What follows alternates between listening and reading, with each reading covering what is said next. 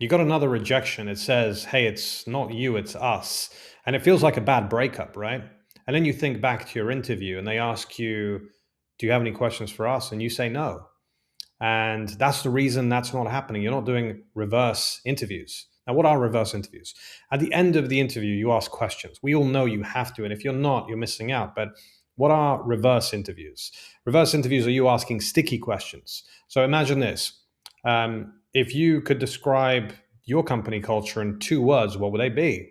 That's you asking the interviewer a question at the end of your interview that they actually think about answering because they know that you're an intelligent job seeker. And then they give you an answer. They say innovative and hierarchical. And then you say, I'm so glad you said that. I'm looking for an innovative and hierarchical type of company. So you validate by asking reverse interview questions.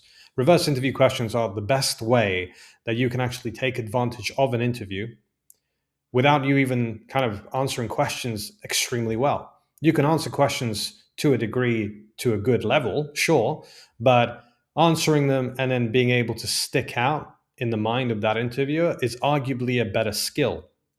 If you're looking for an entry level role, you're looking for a position that a company will then want you to work in their company to then build your experience. So if you ask reverse interview questions, you will then stick out in people's minds and you will beat your competition.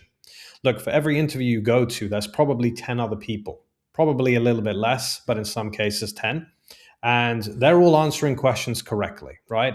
It's not difficult to do if you really break it down. Yes, some of you might be nervous, some of you might not be, but if you don't ask a sticky question at the end, you're not going to stick out in anybody's mind. So reverse interview questions are the winner. Now, here's another one. Let's assume I'm hired today and we fast forward 12 months. How do you know that I'm the right hire? Challenge the interviewer, reverse interview.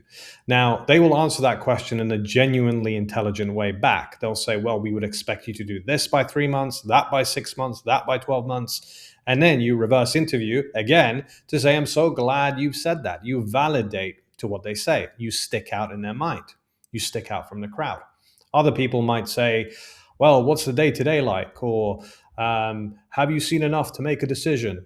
Probably not a good idea. So reverse interview is the way to go. Next time you're in your interview, reverse it. Reverse it at the end. Make sure you stick out from the crowd because that's your opportunity to do that. I'll see you in the next one.